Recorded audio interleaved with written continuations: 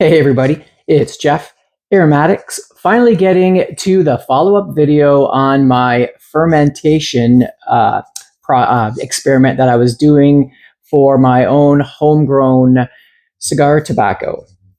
So what I did is I had a metal pot on my stove and I wrapped my tobacco in a damp cloth and I tried to keep the heat at the optimal temperature and humidity. So the temperature I was trying to get was between 110 to 130 consistently, as well as a humidity that was good enough that would allow my tobacco to not dry out and at the same time not be so wet that it molds.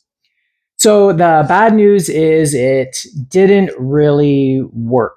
Now the problem was with that method, which I was really hopeful for it, and maybe it could work for some people. But the problem was keeping a consistent temperature.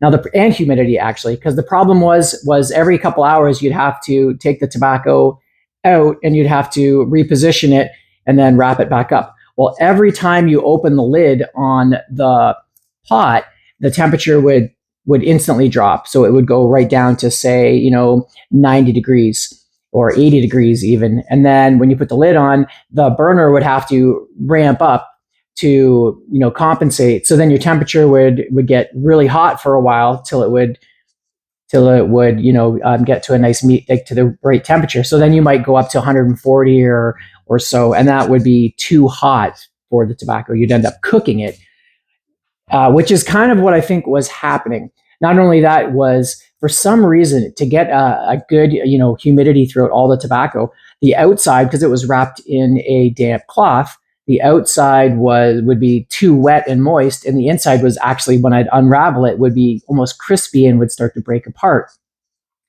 So it was just too hard to maintain a consistent atmosphere for my tobacco. And what was ending up happening was, well, I could tell it wasn't working out because right away after, like, this process should take about 3, 4, 5 weeks for it to work. Well, my tobacco was already starting to turn really dark. Some of it was the stuff that I was processing the most, which I'll show you here in a minute. So I think what was actually happening was I was cavendishing my tobacco, or maybe even cooking it. So I just stopped after about, I think I probably got 50 hours was the most I got for, and that was the Criollo tobacco. And then the other tobaccos that I tried, the Corojo and Black Mammoth, was a lot less time, probably maybe 15 hours. So you'd probably need like a couple hundred hours, whatever, 4 weeks of consistent kilning or fermenting. So I wasn't even near where I was supposed to be as far as time-wise, but yet the tobacco was already kind of getting dark. So like I said, I think it was getting too moist, and it was cavendishing my tobacco, which I don't really know what the effects is going to be. So what I do is I have like maybe half fermented tobacco or partially fermented tobacco, maybe partially cavendished tobacco. Now, cavendishing might be good if you wanted to turn it into a pipe tobacco or a real mild, sweet tobacco that you could probably wouldn't be strong enough to smoke as a cigar, but maybe you could flavor it and use it in a pipe. But anyway, I don't think I did it too long, so I don't really know how this tobacco is going to be. I haven't really given it a good smoke test yet. So what I'm going to do soon is roll the different tobaccos that I have that I did some fermentation on and smoke it and see how it is. And then what I might also do, because sometimes you can't tell how good a tobacco is on its own, I'll maybe try to use it in a blend, whether like maybe with some properly fermented tobacco that I have, or maybe just with each other and try it, or a decent wrapper, and just see if I can get anything smokable out of it and go from there. Now, I didn't ferment all of my tobacco. Maybe I did half of it.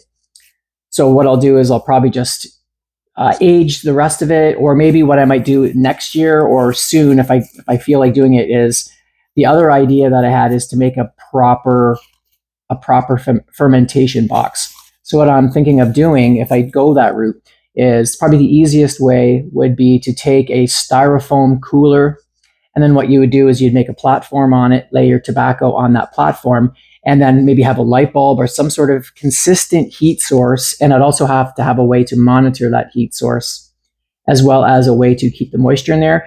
So maybe a light bulb, if I could find the proper temperature of a light bulb, or some sort of an incubator system. I don't know. We'll see. And then for the humidity, what I might end up having to do is possibly see if I can get maybe like a bottle warmer, or maybe with some water in it. Or what would probably be the best thing to do is I do have a what do you call it, a vaporizer, and just put some distilled water and then put a hole somewhere in the cooling box or the box, and then just let the mist go in there at the right amount, and that might do it. Then you can open up the box every once in a while, maybe once a day, check on your tobacco, and at least that will be consistent. So this way, sadly for me, it just on a burner on your stove, it's just not consistent enough to work. So yeah, anyway, so here's what some of my tobacco looks like. There's some Criollo. It looks fantastic, and it smells nice and sweet and hard to explain. Bready, grassy, but a good grassy.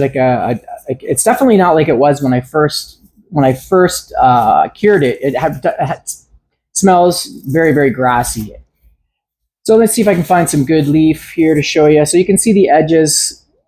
It looks like a properly fermented leaf, but that went from this color to this color in way too short of a period. There's no way properly fermenting tobacco, it can get that dark. So I'm guessing that's some sort of a slight, like I said, Cavendish or something. I don't know. I'll have to roll it up and smoke it to know. So if you guys are really interested and you want me to put a push on that, I can roll that up. I can roll some of the different stuff up and tell you what I'm getting. And then I can also, like I said, maybe roll it in a cigar and see if I can use it with other tobacco that's properly fermented. If not, like I said, I'll just leave it sit. You can just let the tobacco at the right moisture of age, and on its own, it might take 5 years. Who knows, right? But I got nothing to lose. I already got lots of other good tobacco to use. I can just put this off in a corner, forget about it for a long time, or if I ever get around to it, making a proper fermentation box and going that route. So yeah, that's my Criollo 98. So got lots of that. Really pretty leaf. Smells so good. And then here we got some Corojo that batch that I fermented. Stuff looks really nice. I did try using it as a wrapper on one of my cigars that uses Corojo wrapper, and it didn't taste too good. It tasted kind of bitter, but that could have just been me. So really pretty looking leaf. Smells nice. Yeah, the trying to ferment it definitely did darken it up. It was a lot lighter. See if I have some darker stuff here. Show off. I'm trying to think what this is. This is the Corojo Ligero.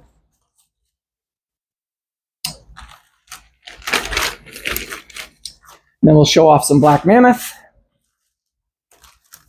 Now this tobacco is like a dark air cured, so I find that this one doesn't really need any. You can smoke it straight, although I don't know how this year's turned out. I did try the Viso, and it was okay. It was a little grassy, but I haven't tried the Ligero yet. That's pretty dried out there.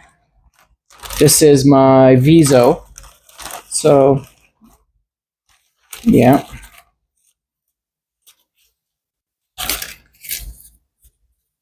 I got some better looking leaf. I just don't have it. It's all bagged up. Anyway, that's basically what happened. So I'm sorry. I know some of you were probably, and I was too, hoping that this would be a real easy way or an easier way to ferment tobacco without having to build something. But I just don't think it's possible unless you have a better way. But even still, it's too much babysitting. One of my subscribers, 13 Pipes, he was saying that it looked like a lot of work, and yeah, after a week of it, I was pretty much thinking it's not really worth it to do it that way. Anyway, so if anyone has any suggestions or any comments, let me know. That would be I'd love to hear them.